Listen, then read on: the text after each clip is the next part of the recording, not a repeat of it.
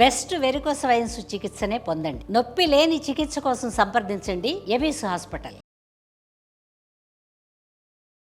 నమస్తే రమగారు. నమస్తే జయ. రమగారు, భీష్మ ఏకాదశి ఈ రోజు యొక్క విశిష్టత ఒక్కసారి. మాఘశుద్ధ ఏకాదశి ఇది చాలా ప్రత్యేకమైన రోజు. ఏకాదశులు మనకి ప్రతి నెల రెండు వస్తాయి. శుద్ధ ఏకాదశి, బహుళ ఏకాదశి.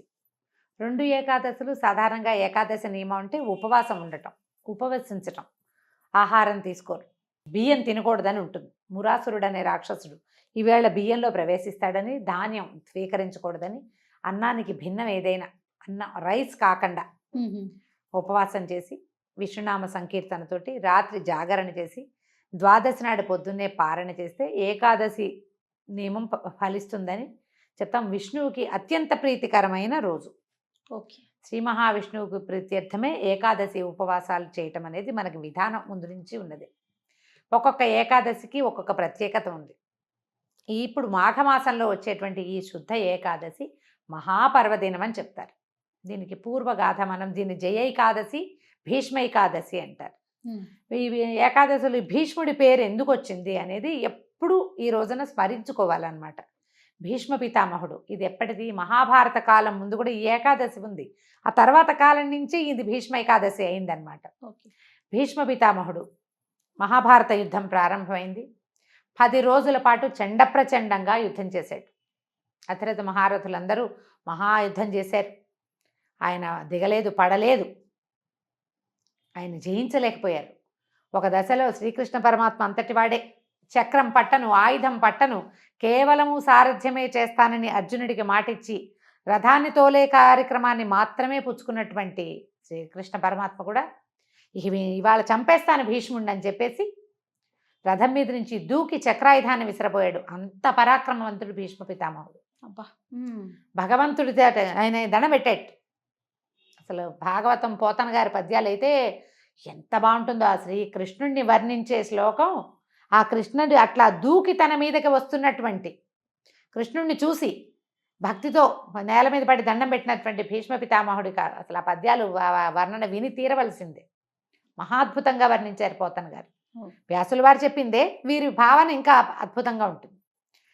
అప్పుడు అర్జునుడు బతిమలాడాడు, వద్దు వద్దు వద్దు, నువ్వు ఆయుధం పట్టనన్నావు, ఈ పని చెయ్యొద్దని. తగ్గారు. ఏ విధంగా భీష్మ పితామహుడు మరణిస్తాడో, ఆయన అడ్డు తొలగితే కానీ మిగిలిన యుద్ధం జరిగేలాగా లేదు. ఇక్కడ వీళ్ళ దగ్గర చాలామంది అయిపోతున్నారు.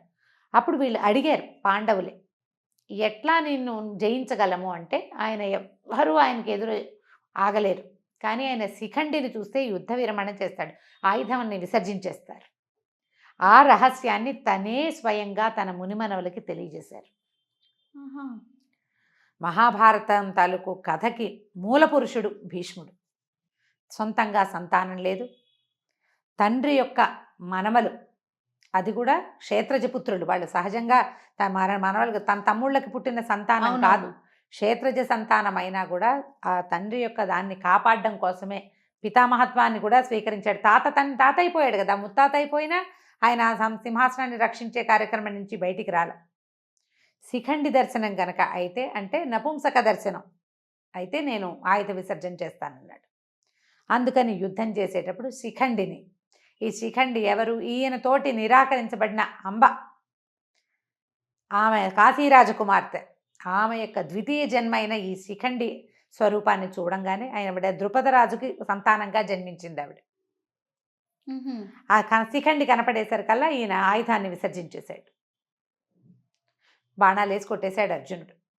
కానీ భీష్మ పితామహుడికి ఆయన యొక్క మహాద్భుతమైన చరిత్ర వల్ల ఇచ్ఛామరణ శక్తి ఇచ్చాడు తండ్రి.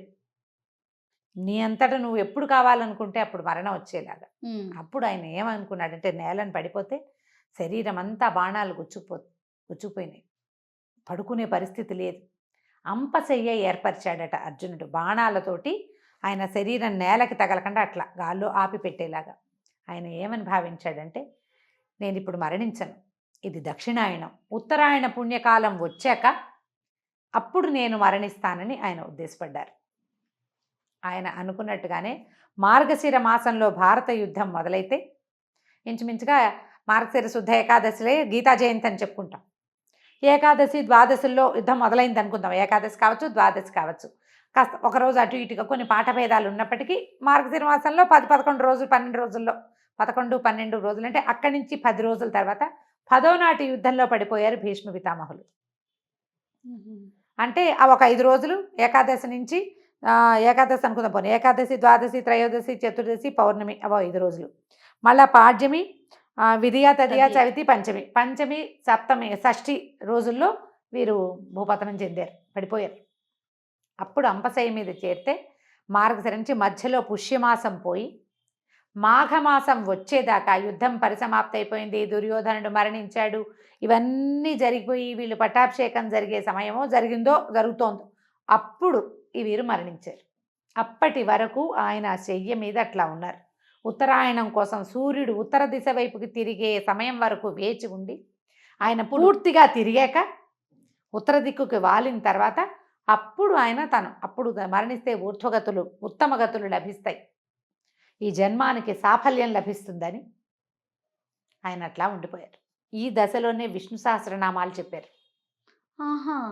విష్ణు సహస్రనామాలు భీష్మ ఉవాచ అని ఉంటుంది. భీష్మ పితామహులు చెప్పింది. మా ధర్మరాజు తరచుగా ఆయన్ని సందర్శించి ఎన్నో ధర్మ సూక్ష్మాలు తెలుసుకున్నాడు ఆయన దగ్గర నుంచి.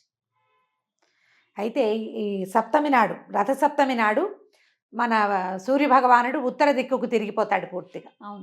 కొన్ని ఈ వేల సంవత్సరాల క్రితం ఈ సంక్రమణాలు అవన్నీ కూడా కొంచెం అటు ఇటుగా జరిగేవని, ఈ సప్తమికి దగ్గరలోనే సంక్రమణం జరిగి ఉండొచ్చు అని కూడా ఒక పాఠం ఉంది. దాని మీద అంత గొప్ప వివరణ నాకు పెద్దగా అవగాహన లేదు, అక్కడక్కడ పెద్దవారి దగ్గర వినటమే. అష్టమి నాడు నుంచి ప్రాణం మొదలుపెట్టారని, ఏకాదశి దాకా అంటే ఈ ప్రాణాలు పంచప్రాణాలు ఒక్కొక్కటి వెళ్ళినాయని, అష్టమి, నవమి, దశమి, ఏకాదశి నాడు పూర్తిగా ప్రాణ విసర్జన చేశారని, ప్రాణాలు వదిలిపెట్టారు. ఏమనాలంటే ప్రాణోత్కర్షణ అలాంటి పదం ఒకటి వాడతారు. పూర్తిగా తన జీవాన్ని వదిలిపెట్టారని చెప్తారు. ఓకే. అష్టమి నుంచి ఏకాదశి దాకా ఈ దశ నడిచింది అని చెప్పే పాఠము ఉంది. మరి సప్తమి నాడే సూర్యుడు ఉత్తరం వైపుకి తిరిగిపోతే ఈయన ఏకాదశి దాకా ఎలా జీవించి ఉన్నారు? సూర్యుడిని చూడగానే వెళ్ళిపోవాలి కదా. ఇక్కడి నుంచి మొదలుపెట్టి అలా జరిగిందని ఒక పాఠం.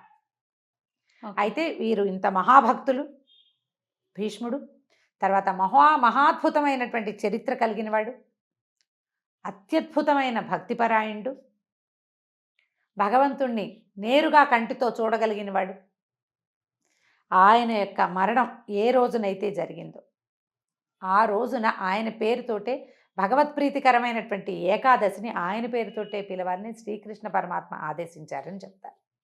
ఇలాంటి ముక్తి, ఈ రకంగా ఇచ్ఛామరణంతో ముక్తిని సాధించగలిగిన వాళ్ళు ఇంకా ఎవ్వరూ మనకి ఏ కథలోనూ, ఏ చరిత్రలోనూ, ఏ పురాణంలోనూ చెప్పలేదు. అంత అత్యద్భుతమైన వ్యక్తి భీష్మ పితామహుడే. ఆయన చరిత్ర మొదటి నుంచి, ఆయన పుట్టుక నుంచి మరణం దాకా ప్రతి విషయము అత్యద్భుతంగానే ఉంటుంది. అయితే ఇంత అత్యద్భుతమైన వ్యక్తి ఇంత బాధాకరమైన మరణం కోసం వేచి ఉండే కార్యక్రమం ఎందుకు జరిగింది అంటే, ఎవరైనా కర్మశేషాన్ని అనుభవించవలసిందే. ఓహో, ఆయనది అనుభవించటానికే ఉన్నారేమో అంతేనంటారా? అనుకోవాలి. ఎందుకంటే ఈ ద్రౌపది వస్త్రాపహరణం జరిగేటప్పుడు, పాండవుల పట్ల అన్యాయం జరిగేటప్పుడు ఆయన కొంత మౌనాన్ని వహించాల్సి వచ్చింది. ఆ తప్పు ఏదైనా నివారించకపోవటము, అడ్డుకోకపోవటం కూడా పాపమే. స్వయంగా చేయకపోయినా కూడా ఆపలేకపోవటం, ఆ ఫలితాన్ని ఈ స్వరూపంలో అనుభవించడానికి సిద్ధపడ్డారు స్వచ్ఛందంగా. తన తప్పిదం ఉంది, ఆ తప్పిదాన్ని ఆయన స్వయంగా అనుభవించడానికి ఎంత సామర్థ్యం కావాలి. అలాంటి సమర్థవంతుడైనటువంటి వ్యక్తి యొక్క పేరుని, ఈ కథను తలుచుకుని భీష్మ ఏకాదశి నాడు విష్ణు పూజ చేస్తే అత్యద్భుతమైన ఫలితం లభిస్తుంది అని చెప్తారు. వైకుంఠ ఏకాదశి ఎంత పుణ్యప్రదమైనది, ఎంత అత్యద్భుతమైన ఫలితాన్ని ఇస్తుందో అలాంటిదే ఈ మాఘమాసంలో వచ్చే భీష్మ ఏకాదశికి కూడా అటువంటి ఫలితం లభిస్తుంది అని చెప్తారు. ఈ రోజున దేవాలయ దర్శనం కానీ, ఉపవాసం ఉండటం కానీ, జాగరణ చేయటం కానీ, ఎవరికైనా ఏదైనా దానం చేయటం కూడా, ఇవాళ చేసే దానము అవన్నీ కూడా చాలా అమోఘమైన ఫలితాన్ని ఇస్తాయి. కథ తెలుసుకుని పిల్లలకి చక్కగా భీష్మ పితామహుడి గురించి కథలు అవి చెప్పగలిగితే మరింత బాగుంటుంది. కృష్ణనామ ఈవేళ మొత్తం కృష్ణనామంతో మనం రోజంతా గడపటం, ఎవరితోటి పోరాటాలు యుద్ధాలు అవి చేయొద్దు, పోట్లాట లేదు, సాధ్యమైనంత మౌనం అవలంబించండి. భగవన్నామ సంకీర్తన చేస్తూ గనక ఉంటే ఏదైనా మనం చెప్పుకోలేము, ఏదో సంగీతం ఏదైనా వింటుంటే భగవన్నామాలతోటి అది కూడా మంచి ఫలితాన్ని ఇస్తుంది. కొంచెం ఇలా పర్వదినాలప్పుడు గనక మనం కొద్దిగా జాగ్రత్త పడితే, పెట్టుకుంటే? శ్రద్ధ పెడితే మనకి భగవంతుడి సేవలో పాల్పంచుకునేందుకు అవకాశం లభిస్తుంది. నమస్తే రమ్య. నమస్తే జయ.